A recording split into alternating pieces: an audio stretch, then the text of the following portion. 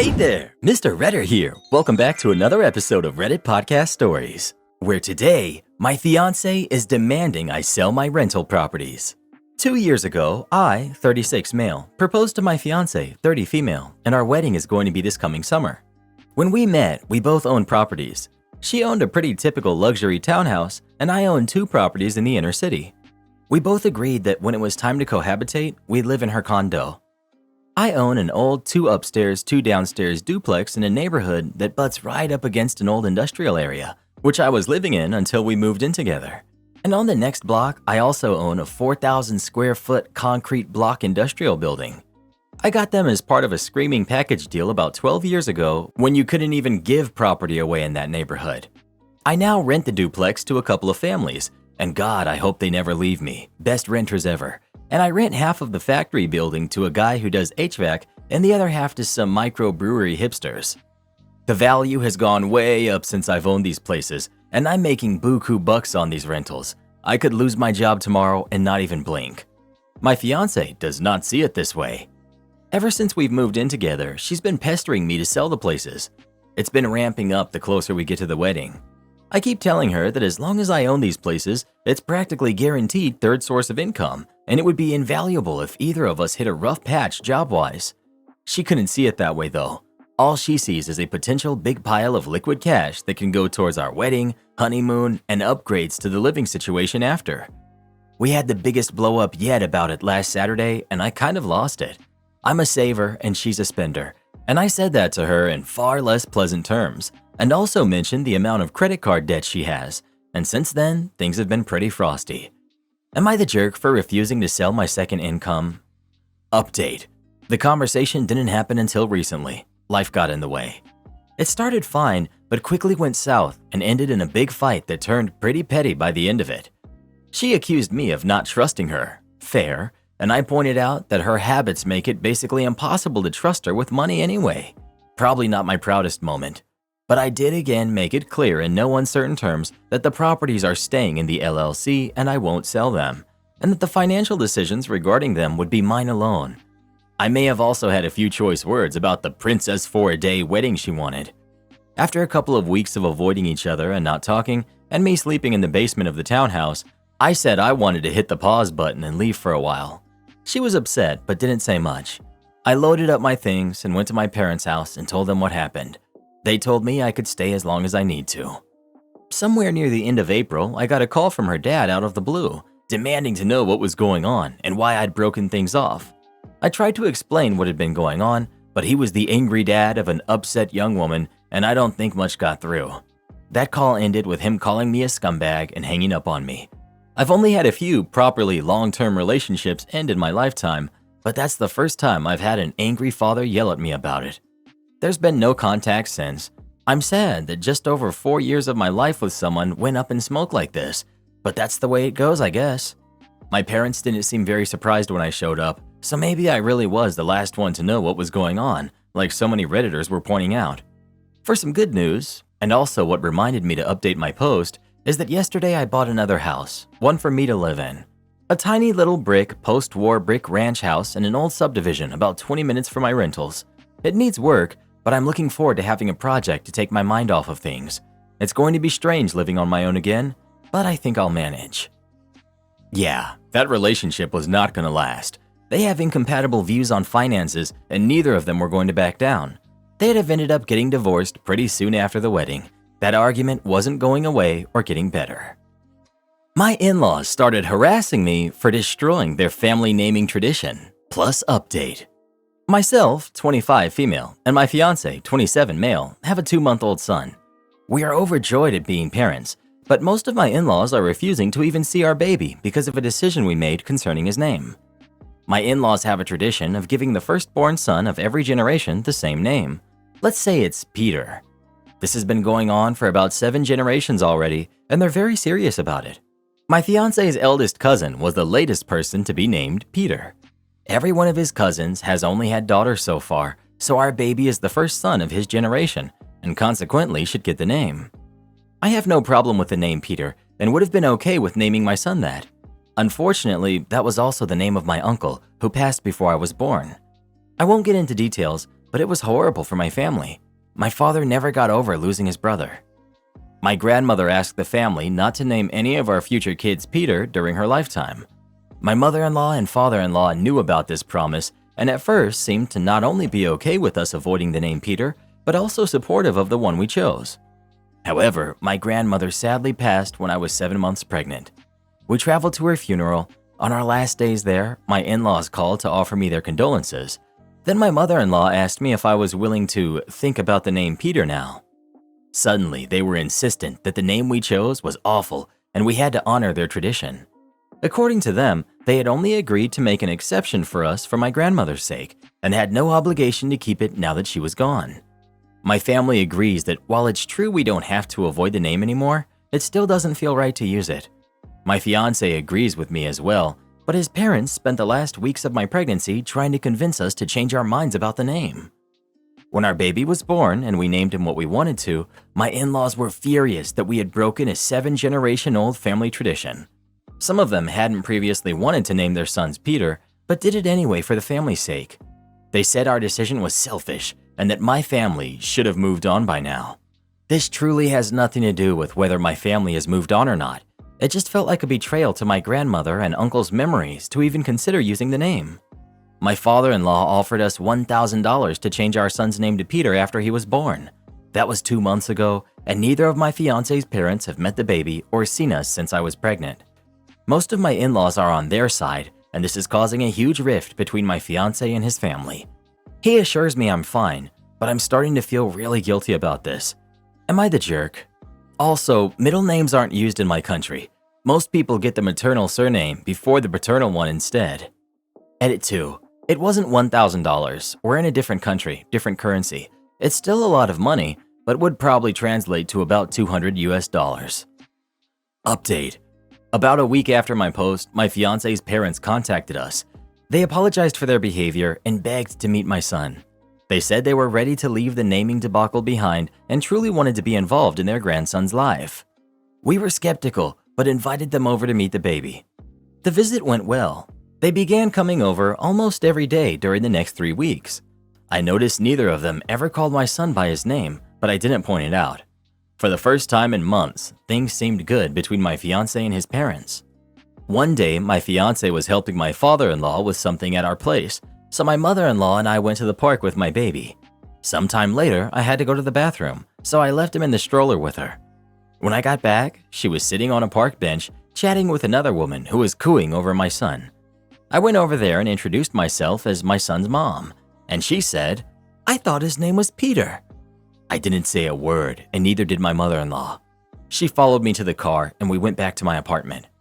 On the way there, I texted my fiancé about what had happened. The moment we got there, he kicked both of his parents out of our place.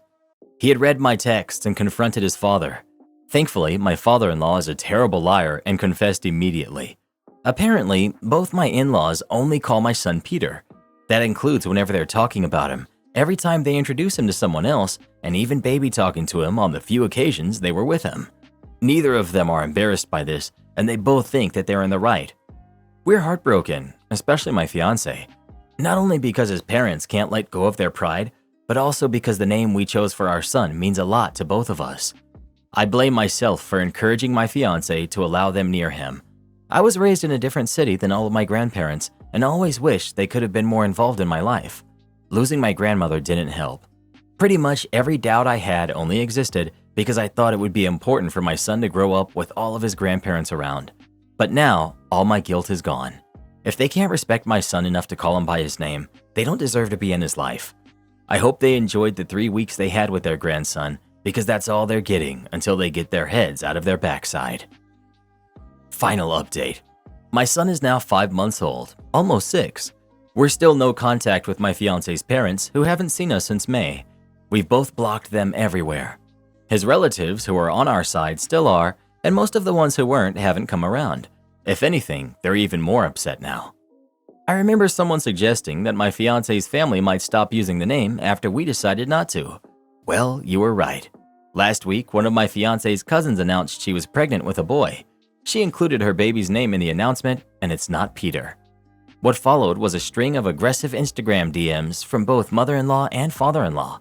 They both created accounts for the sole purpose of contacting me. I didn't see them until 2 days later.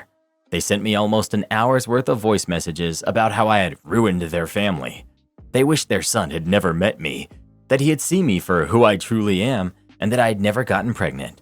Many of the messages ended with, "I hope you're happy now," as if they thought they were getting the last word, only to think of something else that they wanted to say.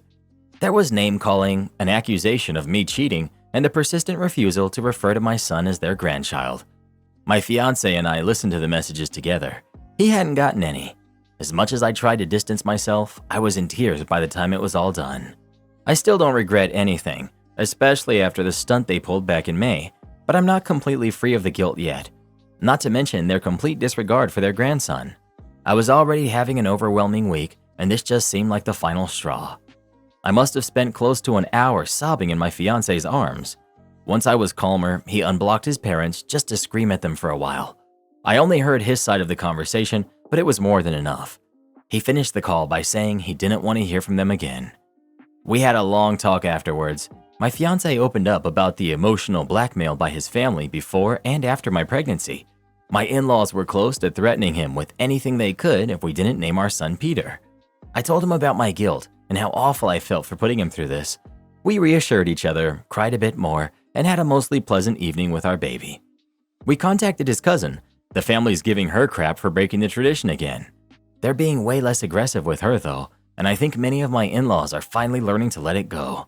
We're not expecting any apologies anytime soon, but we'll be glad if they do come through.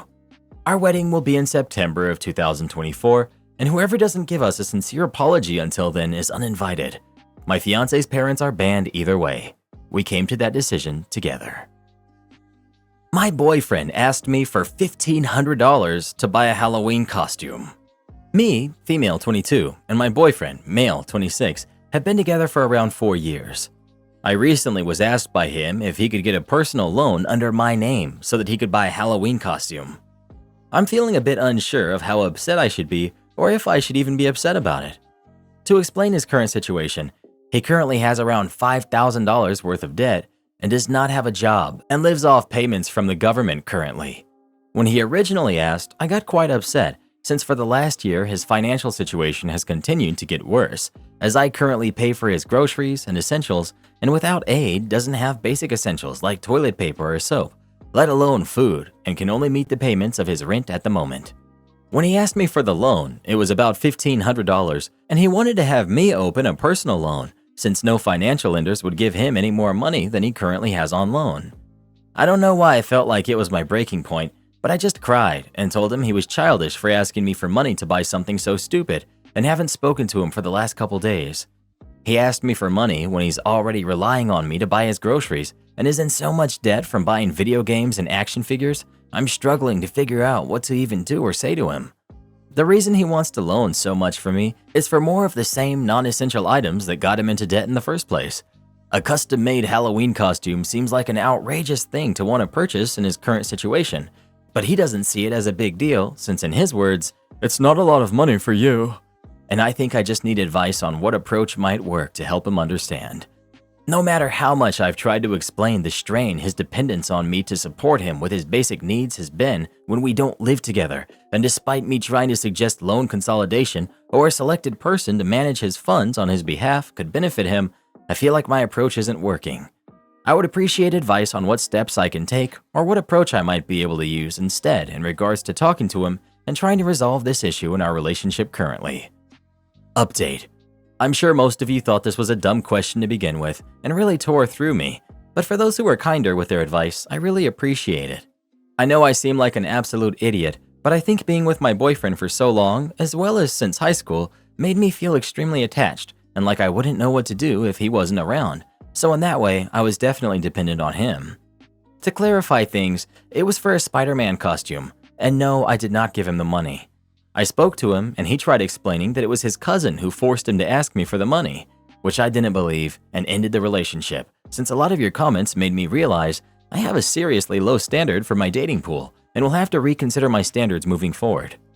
I guess the reason I indulged this man for so long was because I felt pity for him in his situation. He lives off government disability payments due to having autism, ADHD, and severe clinical depression, and I think as we have progressed in our relationship, I slowly became his carer after his family moved away and had no one to take him to his appointments, especially after lockdown. I understand now that should have never been my job to pick up, and blurring those lines made me become financially and emotionally used as he had no one else to depend on. Anyways, I've broken up with my boyfriend. I'll try to listen to you guys and find someone who is more on my level of stability and self-reliance.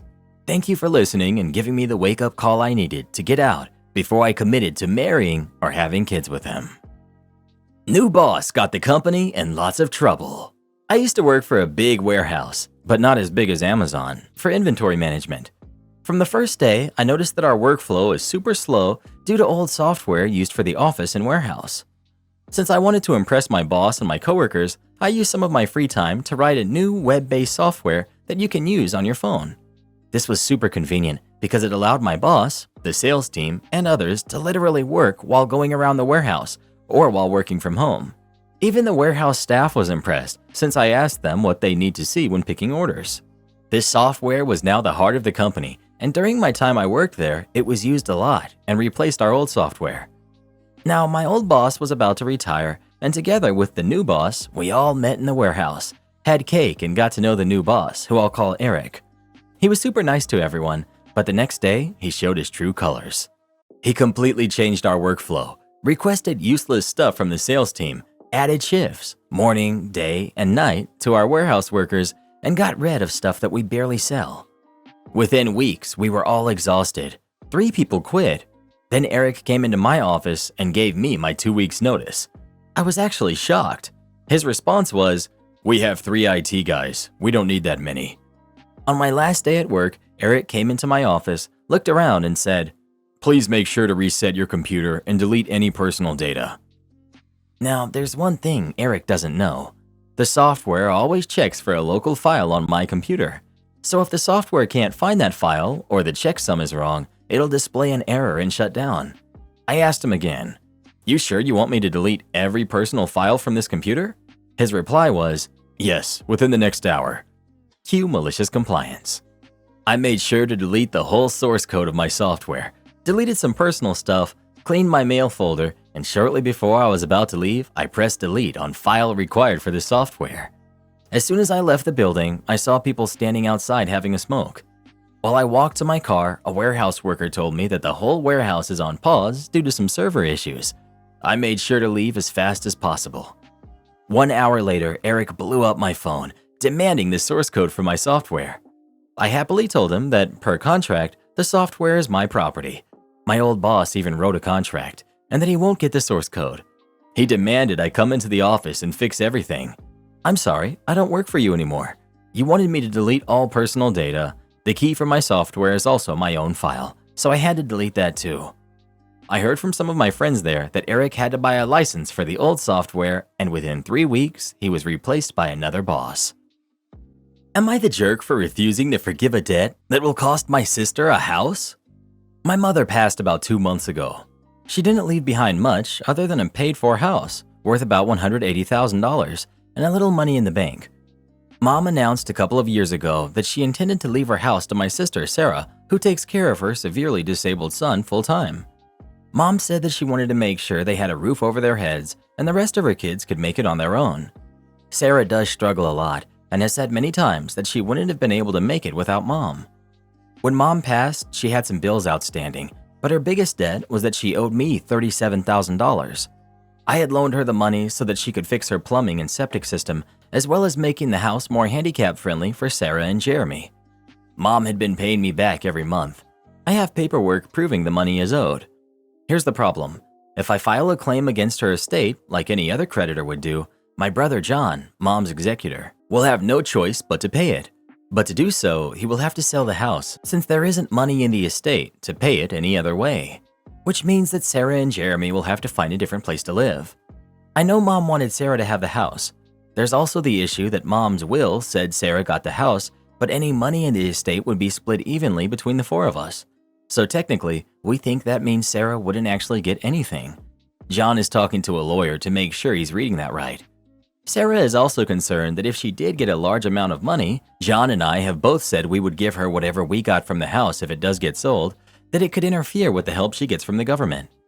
John and Sarah are both pushing me to not file a claim against the estate, but if I don't, then the loan basically goes away.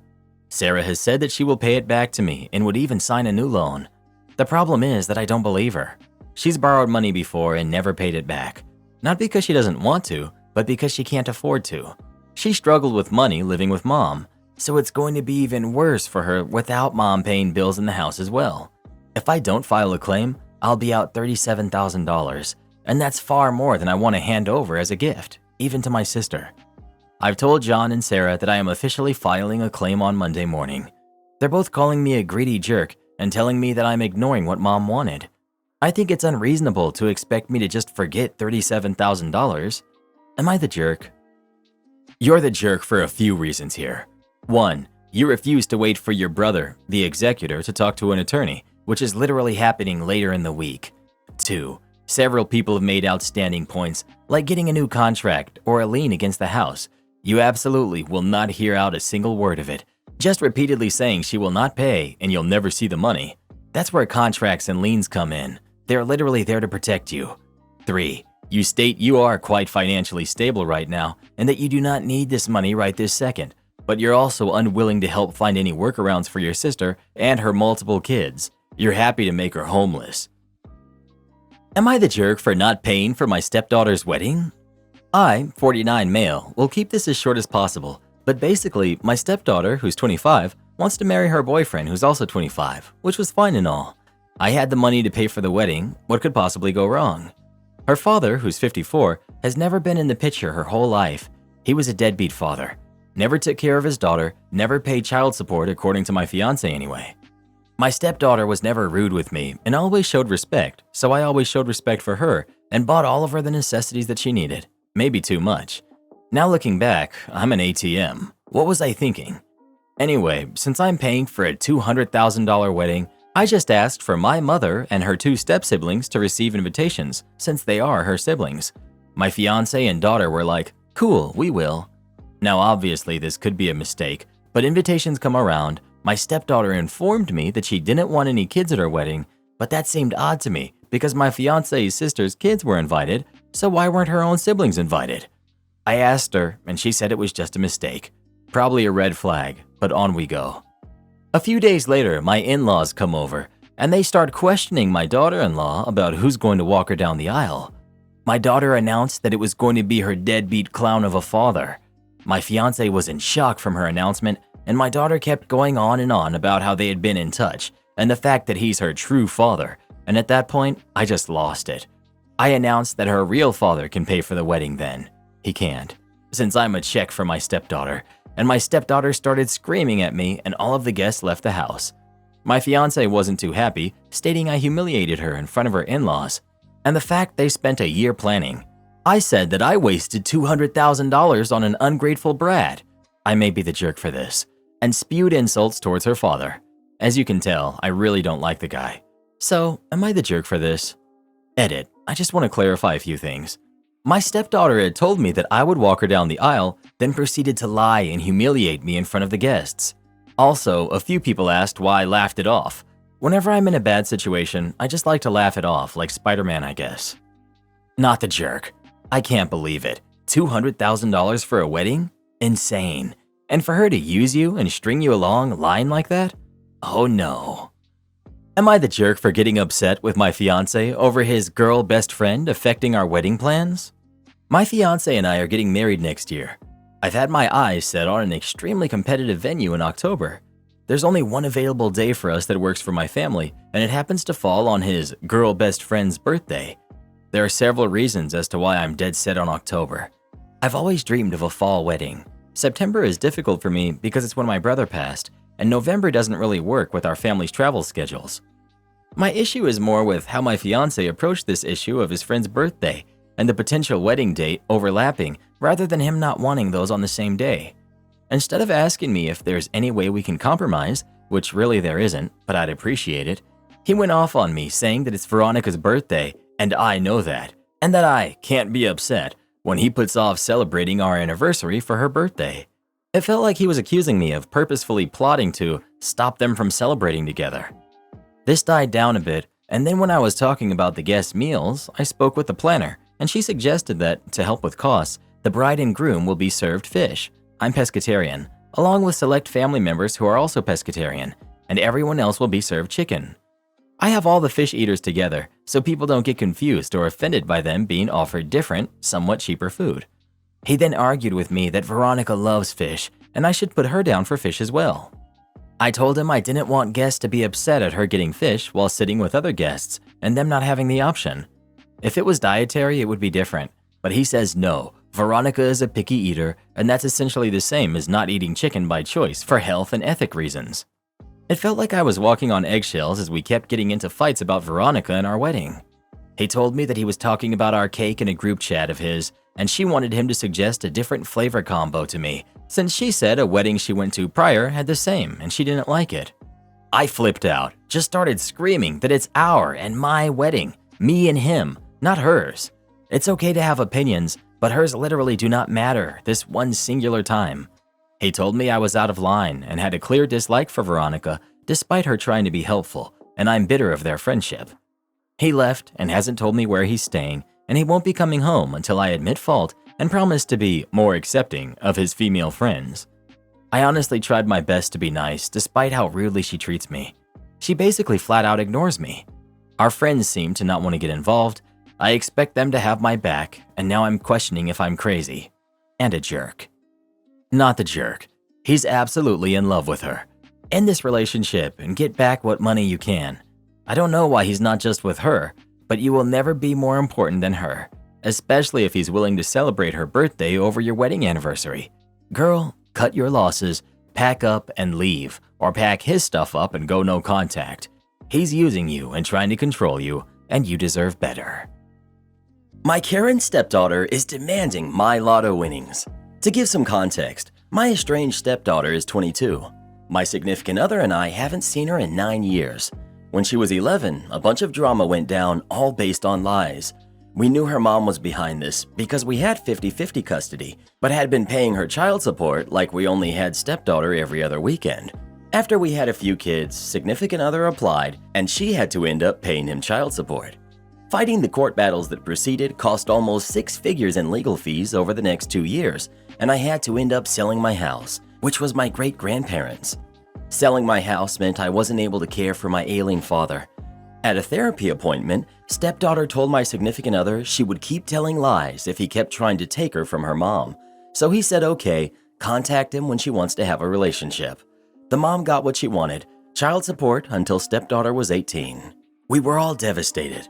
Significant other sent her birthday and Christmas presents, cards and texts, but they moved and we didn't know where and they changed their numbers. Fast forward to now. 5 months ago, I won the Lotto. Significant other and I aren't married and we have separate finances due to him being bad with money and me entering the relationship with more assets and then having to sell my house for stepdaughter's court battle. But I still take significant other's feelings into consideration with money. The money was a significant sum, but not rolling in money.